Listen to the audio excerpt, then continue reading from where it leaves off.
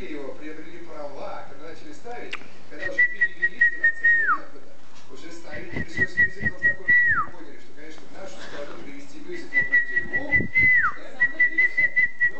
подумали, что все-таки в этом-то и крылась, так скажем, серия осторожно отношения мюзикла «Чикаго» в Москве. Но про что десятилетие, скоро на сцену театра Московского будет снова поставлен мюзикл «Чикаго», тоже бродвейская постановка. И мне очень хотелось, чтобы ты там играла. Не взяли. То есть я ходила на кастинг, но не взяли. Я хотела сказать огромное спасибо, это была частично моя мечта. Чего? Я Чего? танцую плохо очень. Ну, Кот. ты не